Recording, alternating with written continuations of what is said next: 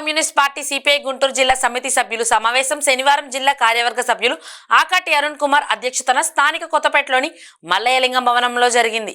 ఈ సమావేశంలో సిపిఐ రాష్ట్ర సహాయ కార్యదర్శి ముప్పాల నాగేశ్వరరావు పాల్గొని మాట్లాడారు. సిపిఐ జాతీయ సమితి పిలుపులో భాగంగా కేంద్ర రాష్ట్ర ప్రభుత్వాల ప్రజా వ్యతిరేక విధానాలపై పార్టీ కార్యకర్తలు పోరాటాలకు సిద్ధం కావాలని ముప్పుల పిలుపునిచ్చారు. ఈ సందర్భంగా ఆయన మాట్లాడుతూ స్వాతంత్ర సమరయోధుడు భగత్ సింగ్ వర్ధంతి మార్చి 23 నుండి భారత రాజ్యాంగ నిర్మాత డాక్టర్ బిఆర్ అంబేద్కర్ జయంతి ఏప్రిల్ 14 వరకు దేశవ్యాప్తంగా సిపిఐ పార్టీ ఆధ్వర్యంలో జరుగుతున్న రాజకీయ ప్రచారం గుంటూరు జిల్లాలో అన్ని నియోజకవర్గాల్లో వాడవాడలా మోడీ నిరసనకు పాలన, ప్రైవేట్ కార్పొరేట్ అనుకూల రైతు ప్రజా వ్యతిరేకత విధానాలను అవలంబిస్తున్న ఎన్డీఏ ప్రభుత్వానికి వ్యతిరేకంగా ప్రచారం నిర్వహించాలని కోరారు. అంబేద్కర్ జయంతి నాక మన జాతీయ సమితి దేశవ్యాప్తంగా మోడీ దుర్మార్గానికి వ్యతిరేకంగా ఓ పిలుపునిచ్చింది. దేశ స్థాయిలో ఎన్డీఏ కూటమైన యూపీఏ కూటమైన ఆ కూటములుగా అలాగే ఉండిపోతాయి అని మనము భ్రమ పెట్టుకోవాల్సిన పని లేదు.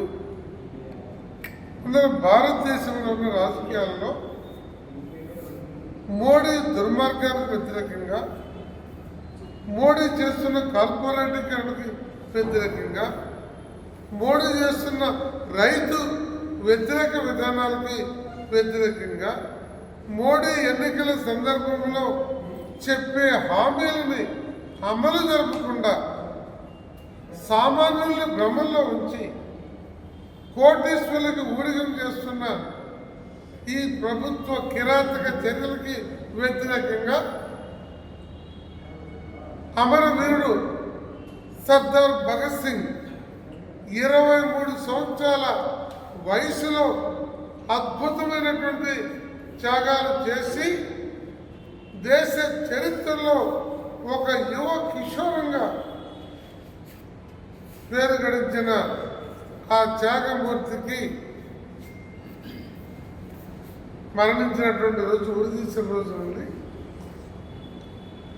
మన రాజ్యాంగ నిర్మాత భారతదేశ భవిష్యత్తుకి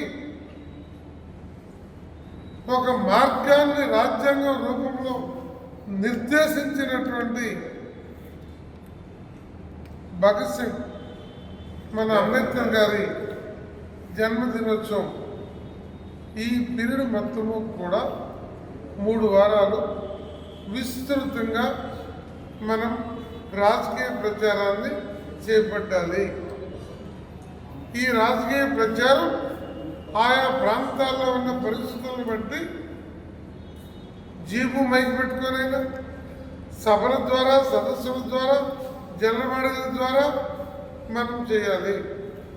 ఇవాళ అమెరికాలో అధికారంలోకి వచ్చిన ట్రంప్, నిన్నే చూస్తుంటారు మీరు, ట్రంప్ అమెరికా ఫెడరల్ విద్యా వ్యవస్థని రద్దు చేశాడు. రాష్ట్రాలకు దాన్ని అప్పచెప్పేశాడు.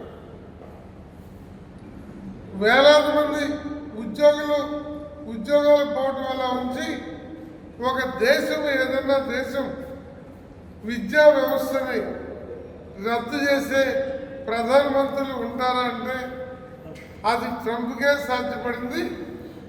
ఆ ట్రంప్కి పూర్తి మిత్రుడు, అలాంటి మానసిక స్థితి ఉండి తెలివిగా మన దేశాన్ని నష్టపరుస్తున్నటువంటి ప్రధాని మనకు దాపురించాడు.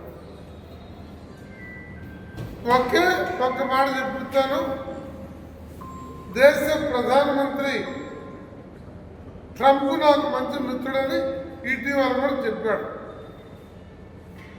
అలాంటి మిత్రుడిగా భావించే ఈ మోడీ అమెరికాలో వీసాలు లేకుండా, చట్టబద్ధం లేకుండా ఉంటున్నటువంటి వాళ్ళని కాళ్ళకి చేతులకి బేడీలు వేసి విమానం ఎక్కిస్తే నోరు తెరిచి నిరసన వ్యక్తం చేయలేని ఒక పనికిమాలిన వ్యక్తి ఇవాళ నరేంద్ర మోడీ భారతదేశ గౌరవాన్ని, భారతదేశ ప్రజల ప్రతిష్టని అమెరికాలో దారుణంగా సంఖ్యల్లో బేడీలు వేస్తే దానికి నిరసన వ్యక్తం చేయలేదు ఒక అసమర్థ కేంద్ర ప్రభుత్వం ఈనాడు మన దేశంలో ఉంది. 2, ఈయన అధికారంలోకి వచ్చినప్పుడు 66 రూపాయలు ఉంది డాలర్కి రూపాయలు. మోడీ అధికారంలోకి వచ్చినాడు. ఈ 11 సంవత్సరాల కాలంలో డాలరు రూపాయి మార్కు విలువ 88 రూపాయలు పెరిగింది. 66 అంటే 22 రూపాయలు పెరిగింది. అంత దారుణంగా రూపాయి విలువ పడిపోతే మోడీ ఎలా ఈ దేశానికి గొప్ప ప్రధానమంత్రి ఆలోచించమని మనం సామాన్య ప్రజలకు చెప్పాలి. అంతేకాదు, ఇవన్నీ మోడీ అధికారంలో రాకముందు దేశ ప్రధానమంత్రులు 100 లక్షల కోట్లు అప్పు చేస్తే ఈ 11 సంవత్సరాల మోడీ పాలనలో మన భారతదేశ అప్పు 198 లక్షల కోట్లు దాటింది. అంటే 200 లక్షల కోట్లకి అప్పు పెరిగింది. దేశంలో నిరుద్యోగం విపరీతంగా పెరిగిపోయింది. స్వాతంత్రం వచ్చిన నాటి ఇప్పుడు దాకా ఏర్పడిన కేంద్ర ప్రభుత్వ సంస్థలు, ప్రభుత్వ అండర్టేకింగ్స్ ఇవన్నీ కూడా ప్రైవేట్ వాడికి అందిస్తున్నటువంటి పరిస్థితి. అలాంటి పరిస్థితుల్లో ఆ ప్రభుత్వాన్ని అనుసరించి ఆ ప్రభుత్వాన్ని నెత్తిన పెట్టుకొని ఇవాళ మోడీయే సర్వస్వంగా భావించేటువంటి మన రాష్ట్రంలో ఉన్నటువంటి ఈ కూటమి ప్రభుత్వం కూడా ఏదో ఒక రోజుకి భారీగా నష్టపోయే ప్రమాదం ఉంటుందని మనం హెచ్చరిస్తూ కమ్యూనిస్టు ప్రత్యామ్నాయం కోసం రాష్ట్రంలో మనం పనిచేయాలి. అందరూ కూడా కార్యోన్ముఖులు కావాలని కోరుకుంటూ